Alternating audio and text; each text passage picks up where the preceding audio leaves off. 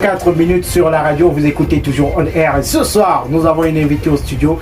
Elle s'appelle Frida Choko-Bronzé. Bonsoir Frida et bienvenue sur la radio. Bonsoir. Ben, les gars sont jaloux. Hein. On a l'autre qui est en train de discuter avec Sangaka en Allemagne. Allemagne de Niala. Elle dit qu'on a coupé le courant en Allemagne. Pourtant, en 2021, l'Allemagne fêtait 150 ans sans coupure d'électricité. Et la Nangalu dit qu'elle est en Allemagne, croit. Du courage, frérot. Bonsoir, Frida, comment tu vas? Bonsoir, je vais très bien. La journée, elle a été. Oui. Avec beaucoup d'envergure. Toujours. La semaine, c'était comment? Assez mouvementé. Ouais.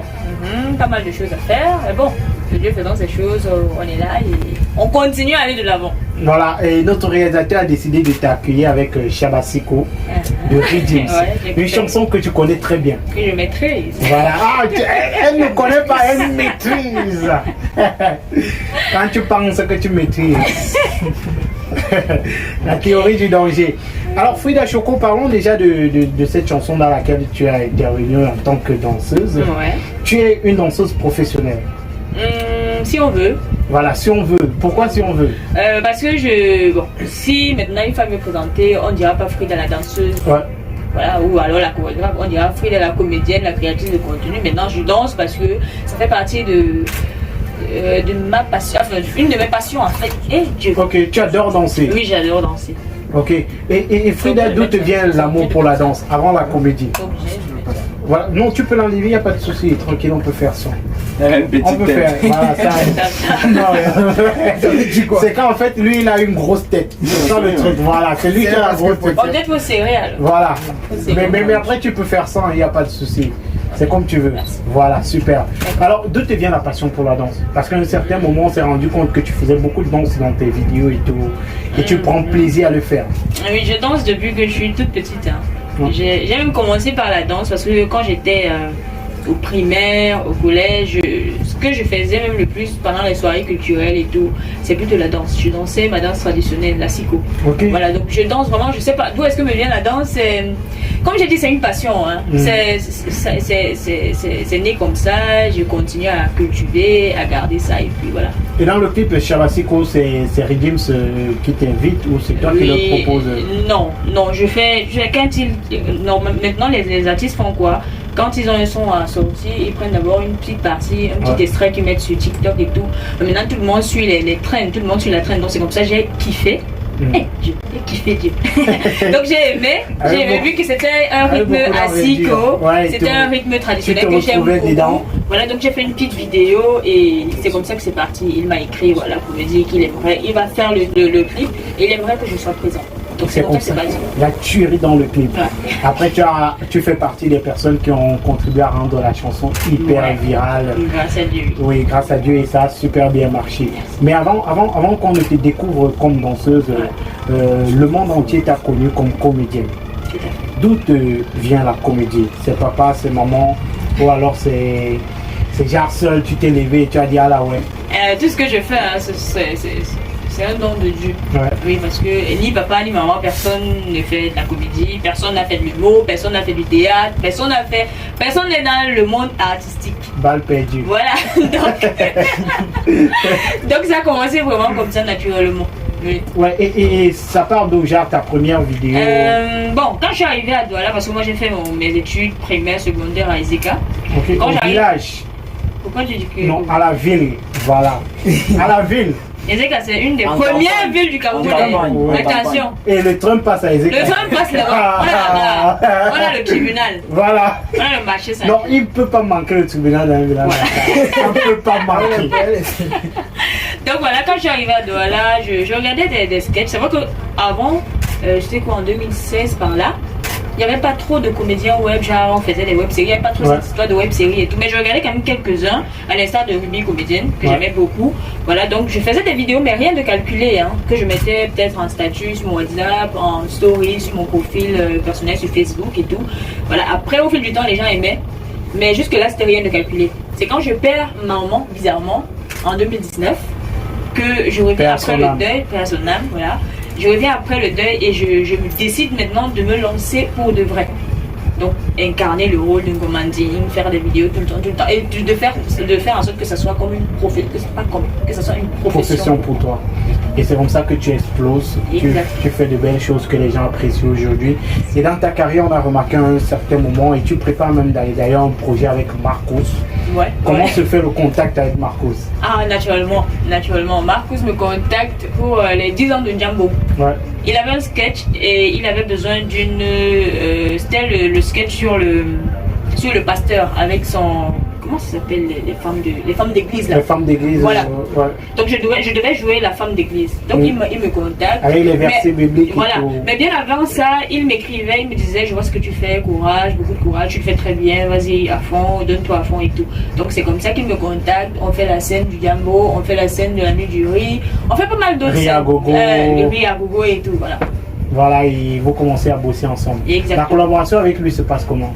Super. Marcos, c'est déjà vu qu'il est bassa, sans toutefois être très ballot. Non, on sait que Frida n'est pas. Voilà, donc du coup. Marcos même déjà n'est pas. Non, voilà. non. Donc, il adore sa langue, il adore son village, mais il n'est pas. Il ne reste pas dans son village uniquement. Voilà, donc ça se passe super bien. C'est comme un papa pour moi. Quand il y a des conseils à me donner, il n'hésite pas. Quand j'ai des choses à faire, je n'hésite pas à lui faire signe. Ouais, Sony en a une. Non, ok, pas de question. pas de question pour Frida. Alors, Frida, et toi, la première vidéo qui te rend populaire, c'est laquelle? Ok. Non, pas celle qui te rend populaire, mais celle sur laquelle tu sens que tu deviens populaire. Celle, je sens que je deviens. J'ai fait. Bon, là, s'il fallait vraiment me parler d'une vidéo, c'était la vidéo qui concernait le comportement des infirmières dans les hôpitaux. C'est celle-là vraiment qui a été, bizarrement, la plus suivie. Et c'est celle-là qui m'a donné le plus. Parce que quand je mets cette vidéo en ligne, j'étais à quoi, 5 000 ou 15 000 abonnés par là, intervalle. Quand je fais cette vidéo-là, les gens, j'avais jamais eu comme ça à l'instant 5 000 likes. Du coup, comme ça, donc je mets la vidéo, 1 heure après, je me retrouve avec 5 000 likes. Donc c'est cette vidéo-là qui a fait en sorte qu'on sache vraiment qu'il y a une Frida Djoko-Ponzé qui fait des vidéos de temps en temps sur les réseaux sociaux. Ben, ça veut peut-être dire que c'est un problème qui touche les Camerounais. Oui, naturellement. Et toi, personnellement, d'où te vient l'inspiration pour cette vidéo? Est-ce que c'est ce que tu as vécu ou alors... Oui, j'ai vécu un truc similaire. Ça s'est passé comment? Il faut parler. Bon, il faut noter que moi, à la base, j'ai souvent le mal de dents. Tu vois? Donc, j'arrive à l'hôpital, un hôpital de la place. Public? Oui, public. Ok, un hôpital public. Attends, quand on dit public, c'est... C'est qui appartient au monde? Non, c'est pas public. C'est pas public. On peut nous interpeller, donc disons que c'était pas public. Donc j'arrive. C'était pas public. J'ai mal au dos, je suis en train de pleurer, je suis à fond. Donc tu vois une grande fille qui pleure, ça fait tellement mal. Maintenant, je dis j'ai mal à la dent. Normalement, quand quelqu'un a mal à la dent, soigne d'abord la dent avant de demander autre chose. Mais la dame commence à me demander est-ce que tu as fait les tests de VIH, est-ce que tu as fait les tests avec l'autre, est-ce que j'ai pas compris. Donc c'est là que c'est parti, cette vidéo. Et tu as décidé de faire... De refaire ça. C'est quand même drôle. Hein. Genre tu pars à l'hôpital, tu dis que tu as mal au ventre, on te dit d'aller regarder si ton cerveau... Mais ça se passe. Tu as mal au pied. Tu as mal au pied. Est-ce que tu as mal au pied? J'ai mal au ventre. Non, est-ce que tu as mal au pied? C'est ton hôtel là qui fait que tu as mal au ventre. Et tu as décidé de faire cette vidéo avec Olivier, en a une pour toi. Moi, ce qui m'a beaucoup marqué, ce qui m'a cassé les côtes, comme on dit au quartier, c'est cette vidéo. Tu connais la chanson de Coco Agenté, Gros n'est pas En fait, je sais pas si on a déjà, si chacun de vous a déjà eu ce truc-là à la maison, où tu es en train de faire quelque chose de bizarre, tu sais que tu es seul à la maison. En fait. Tu fermes les portes, et malheureusement tu es obligé de fermer la porte à clé. Tu es dedans, tu danses à fond, tu chantes et tout, je sais pas, bref, tu fais un truc bizarre, tu sais que tu es seul, personne ne va t'attraper. Et puis après, bam!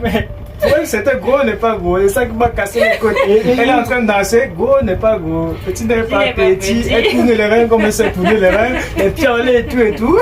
Maintenant, au moment de la chanson où on dit il faut choisir entre gros et petit, bam, la matin arrive. Elle se tourne voir la matin derrière, la matin, elle a croisé, oh, il choisi. Tu as choisi quoi? Entre le gros et le petit, tu choisis quoi? Et Frida, elle a choisi quoi? Non, moi j'ai dit. C'est compliqué. Non.